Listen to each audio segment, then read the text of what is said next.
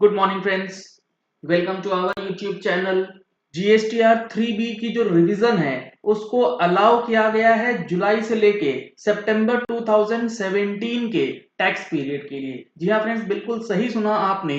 कैसे ये अलाउ हुआ है, कहां से ये अलाउ हुआ है, उसका पूरा डिटेल आपको इस वीडियो के अंदर देखने को मिलेगा। इस वीडियो को पूरी कंप्लीट देख लीजिएगा तो आपको चीजें समझ आएंगी कि ये अलाउ जो किया गया है वो किस सिचुएशन में और किन लोगों के लिए किया गया है और आपको इसका बेनिफिट किस तरीके से मिल सकता है।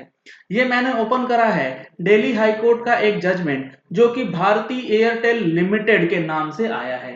ये बेसिकली पिटिशनर है जो कि कोर्ट के पास गया अपना केस लेकर के और उसने ये बताया है कि जीएसटीआर 3B जो है उसके अंदर कितनी दिक्कतें हैं और उसको रिवीजन जो है अलाउ करना चाहिए। तो सबसे पहले आपको समझना होगा कि कंट्रोवर्सी किस चीज को लेकर के थी। ये जजमेंट आने के पीछे जो पिटीशन फाइल हुआ वो पिटीशन फाइल हुआ ही क्यों। तो इसमें यह बताया गया है पिटिशनर के द्वारा, यानी कि जिसने केस फाइल किया भारती एयरटेल ने, उन्होंने ये कहा है कि जीएसटीआर की रिटर्न्स जो फाइल हो रही हैं वो हम लोगों को 3B में फाइल करने के लिए कहा जाता है, जबकि जीएसटी का जो एक्ट है उसके अंदर जो प्रोसीजर लेट डाउन है उसमें जीएसटीआर 1, जीएसटीआर 2 और जीएसटीआर 3 का मैकेनिज्म जो है वो दिया गया था, जिसमें जीएसटीआर 1 और जीएसटीआर 2 के ऑटो पॉपुलेशन की वजह से अगर कोई गलती हो जाती है तो जिस महीने गलती होती है उसी महीने उसको पकड़ने का ऑप्शन जो है, उसको रेक्टिफाई करने का ऑप्शन मिल जाया करता था। लेकिन जीएसटीआर 3B जब इंट्रोड्यूस किया गया, क्योंकि जब जीएसटी इंप्लीमेंट हुआ तो जीएसटीआर 2 और 3 जो है ऑपरेशनलाइज नहीं किया जा सका ड्यू टू टेक्निकल ग्लिचेस, जिसकी वजह से जीएसटीआर 3B में जो भी फिगर गया उसका क्रॉस चेक नहीं हो पाया और इसकी वजह से गलती जो है वो हो गई। अगला पॉइंट जो है पॉइंट नंबर 3, इसमें भी फिर उस चीज को बताया गया कि जीएसटीआर 3B में गलती किस लिए हुई। सबसे पहली गलती ये कि अगर आपको निल नहीं फाइल करना था, आपके पास डेटा था लेकिन आपने फिर भी उसको निल फाइल कर दिया इन एडवर्टेंट एरर के हिसाब से, आपको पता ही नहीं लगा कि ये एरर जो है वो हो चुकी है और निल रिटर्न फाइल हो गया। आपने इनपुट टैक्स क्रेडिट जो है अपने रिकॉर्ड के बेसिस पे क्लेम कर लिया था, क्योंकि उस समय तक जीएसटीआर 2A जो है वो ऑटो पॉपुलेट नहीं हो रहा था। क्रेडिट नोट से रिलेटेड काफी समस्याएं आई थी।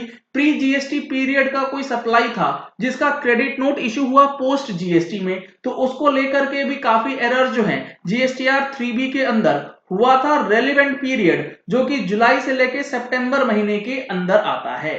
तो इन सारे एरर्स की वजह से जीएसटीआर 3B में जो है इनपुट टैक्स क्रेडिट सही तरीके से क्लेम नहीं हो पाया और लाइबिलिटी जो है ऑलमोस्ट 900 करोड़ रुपीस का पेमेंट कैश में करना पड़ा, चूंकि फिगर्स जो है वो गलत हो गई थी। और अब जो है ये पता लग रहा है कि 17-18 का जो डेटा है उसके अंदर कुछ रेक्टिफिकेशन है और वो अलाउड नहीं है, क्योंकि प्रोविजंस जो हैं जीएसटी के अंदर नहीं दिए गए कि 3B को अलाउ किया जाए। अब आगे इन्होंने ये बताया है, एक सर्कुलर आया था 2017 में जो कि सर्कुलर नंबर 7 था और ये राइट दे रहा था कि जीएसटीआर 1 और जीएसटीआर 2 जब ऑपरेशनलाइज होगा तो वो ऑटोमेटिक सारी करेक्शन जो है वो कर दी जाएंगी। उसके बाद सब्सिक्वेंटली एक सर्कुलर आया, सर्कुलर नंबर 26, जो कि सर्कुलर नंबर 7 को ओवरराइड करता है। और वो जो सर्कुलर 26 है वो कहता है कि आपको अपनी गलती उस पीरियड में ठीक करने को मिलेगी जीएसटीआर 3B की जिस महीने आपको वो गलती पता लगी, यानी कि सब्सिक्वेंट टैक्स पीरियड के अंदर, जो कि सर्कुलर 7 को ओवरराइड करता हुआ आया था और सर्कुलर नंबर 7 को उस पीरियड के बाद अबेयंस में रख दिया गया। अब जो ये जजमेंट आया है इसका एनालिसिस क्या है, इसके अंदर क्या एरर्स था, क्या सबमिशंस था, कोर्ट ने क्या चीज नोटिस करा है।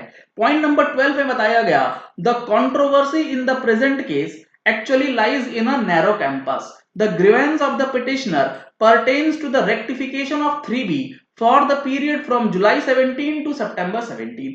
सिर्फ और सिर्फ एक चीज है कि जीएसटीआर 3B को रेक्टिफिकेशन जो है वो करने दिया जाए जुलाई से लेके सितंबर 17 के लिए। This is the tax period और the month in which the error has crept in, क्योंकि यही महीना है, यही टैक्स पीरियड है जिसमें गलती हुई थी इस पर्टिकुलर केस के अंदर। Though the question before us is a short one, however, since the same concerns the scheme of CGST Act, we would have to delve into the concepts of filing returns and statutory provisions governing the same। हालांकि ये सवाल जो है काफी छोटा है, लेकिन इसको समझने के लिए सीजीएसटी एक्ट की जो रिटर्न फाइलिंग स्कीम है उसको पूरी तरीके से समझना होगा। इसके बाद इन्होंने पूरे जीएसटी एक्ट की जो रिटर्न्स फाइल होती हैं, सेक्शन 37 के अंदर जीएसटीआर 1 में इनवॉइसेस अपलोड होते हैं, सेक्शन 38 में वो जीएसटीआर 2A में रेसिपिएंट को नजर आते हैं, फिर वो जीएसटीआर 2 फाइल करता है, उसके अंदर अगर कुछ इनवॉइसेस मिस हो गई हैं या कुछ इनवॉइसेस गलत हो जाती हैं तो उसको रेक्टिफाई करता है। फिर सेक्शन 38 सेक्शन 39 के अंदर वो रिटर्न फाइल करता है after matching of the invoices, और सारी चीजें होने के बाद जीएसटीआर 3 में फाइनली जो है वो रिटर्न फाइल किया जाता है।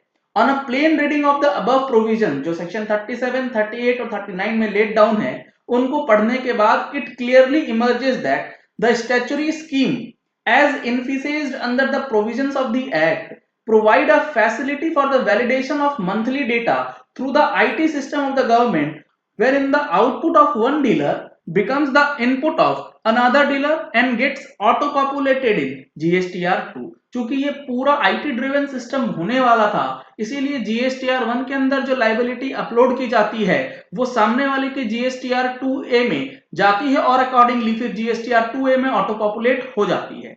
These details had to be electronically populated in GSTR 3 और GSTR 1 और 2 के बेसिस पे GSTR 3 जो है ऑटोमेटिकली पॉपुलेट होना था, and tax had to be paid based on this return, और टैक्स का पेमेंट जो है GSTR 3 के अकॉर्डिंगली किया जाना था। The CGST Act and the CGST rules as envisaged provided for verification, validation, modification and deletion of information for each period by interaction over the IT system between the supplier and the recipient so as to reflect the correct details pertaining to a tax period in that tax period itself। कहने का मतलब है कि ये paragraph कितना important है उस चीज को आप समझिए। ये कह रहे हैं जीएसटीआर 1 में अपलोड होता डेटा, जीएसटीआर 2 में जाता, फिर उसके बेसिस पे जीएसटीआर 3 के अंदर टैक्स पेमेंट हो जाता। क्योंकि ये आईटी ड्रिवन था पूरा का पूरा, तो यहाँ पे जो आपके पास यानी कि टैक्स पेयर्स के पास एक फैसिलिटी थी कि अगर आपके पास कोई डेटा है तो उसको आप वेरीफाई करेंगे, वैलिडेशन करेंगे, मॉडिफाई करेंगे और डिलीट भी कर सकते हैं, और इन सारों चीजों के बाद आपको टैक्स पेमेंट जो है वो करने दिया जाता। लेकिन चूंकि ये सारी चीजें नहीं हो पाई, इसीलिए ये आपका जो अपॉर्चुनिटी था वेरीफाई मॉडिफाई करने का वो आपसे छीन लिया गया। In short, the CGST act contemplated a self-policing system under which the authenticity of the information submitted in the returns by a registered person is not only auto-populated but is verified by the supplier and confirmed by the recipient in the same month। जो data supplier upload करेगा उसको recipient confirm करेगा उसी महीने में, तभी आगे return जो है वो फाइल हो सकती थी। The statutory provisions therefore provided not just for a procedure but a right and a facility to a registered person by which it can be ensured that the ITC availed and returns can be corrected in the very month to which they relate। इसीलिए जो provisions दिए गए हैं उसमें ये पूरा right दिया गया है, पूरा अधिकार दिया गया है, फैसिलिटी दिया गया है एक रजिस्टर्ड टैक्स पेयर को, ताकि वो इंश्योर कर सके जो वो आईटीसी अवेल कर रहा है या वो रिटर्न जो ले रहा है उसको वो सही कर सके उस पर्टिकुलर महीने में जिसमें उसको डाउट है कि गलती हो सकती है। And the registered person is not visited with any adverse consequences for uploading the incorrect data, और जो उसका इनकरेक्ट डेटा अपलोड हो गया है उसकी वजह से कोई दिक्कत जो है वो ना आए। लेकिन ये सारा प्रोसेस जो है इंप्लीमेंट नहीं हो पाया क्योंकि जीएसटीआर 3B के अंदर मैनुअल सेल्स है, मैनुअल परचेज है, कोई भी इनबिल्ट चेकसम नहीं है, यानी कि आपको ऑटोमेटिकली चेक करके नहीं बताया जाता है कि 3B में आपने जो आईटीसी लिया वो 2A से मैच हो रहा है या नहीं, जो लाइबिलिटी आपने जीएसटीआर 3B में दिखाया वो जीएसटीआर 1 से मैच हो रहा है या नहीं। Now let us also examine the rectification scheme under the act। The statute provides for a two-stage rectification procedure। Rectification के क्या प्रोसीजर्स है वो यहाँ पर कोर्ट ने डिसाइड करा। उन्होंने ये बोला कि फर्स्ट स्टेज ऑफ रेक्टिफिकेशन जो है उसके अंदर सेक्शन 37 में किया जा सकता है। तो आप आउटवर्ड सप्लाईज अपलोड करते हैं उसमें अगर कुछ गलती होती है तो उसको आप रेक्टिफाई कर सकते हैं। सेकंड स्टेज का रेक्टिफिकेशन जो है सेक्शन 38 में होता है जब आपके जीएसटीआर 2A में डेटा आता है और उसको आप जीएसटीआर 2 में फाइल करते हैं। While the GST regime envisages the filing process and recording of ITC and payment of taxes as above, admittedly due to system issues and under preparedness with regard to the extent of data to be processed, form 2 and 3 were not made operational। यहां पर आप समझिए क्या हो रहा है। यहां पर यह बताया गया कि सिस्टम की प्रिपेयर्डनेस की वजह से 2 और 3 रिटर्न्स जो हैं वो ऑपरेशनल ही नहीं हो पाई and have been now completely done away with, और इसको अब पूरी तरीके से खत्म किया जाएगा। Form GSTR 2A was made operational only in September 18 by the government। This form is also valid in respect of the past periods commencing from July 17। यहां पर एक पॉइंट और ये बताया गया कि GSTR 2A जो है वो सितंबर 18 से पोर्टल पे दिखाया गया और उसके अंदर बैक डेटेड फिगर्स जो है वो भी अपडेट किया गया था। इन सारे डिस्कशंस को करने के बाद कोर्ट ने जो फाइनली डिसाइड किया, जो जजमेंट पास किया गया है वो इस तरीके से दिया गया है। दस, in light of the above discussion, the rectification of the return for that very month to which it relates is imperative, and accordingly we read down para 4 of the impunged circular number 26 to the extent that it restricts the rectification of form 3b in respect of the period in which the error has occurred।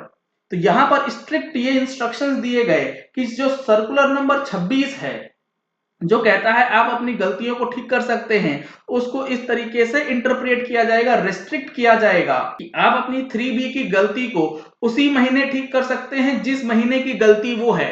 Suppose आपका जुलाई 17 की गलती थी, आप जुलाई 17 के अंदर ही उसको rectify करेंगे। Accordingly we allow the present petition and permit the petitioner to rectify form GSTR 3B for the period to which the error relates, that is the relevant period from July 17 to September 17। इसीलिए GSTR 3B जो है उसका rectification का permission दिया जा रहा है जुलाई 17 से सितंबर 17 का। We also direct the respondent that on filing of the rectified 3B within a period of 2 weeks it shall be verified that the claim made therein and give effect to the same once verified। जो return rectified file होंगी उसके अंदर जो claim डाले जाएंगे उसको 2 हफ्ते के अंदर वेरीफाई भी करना है।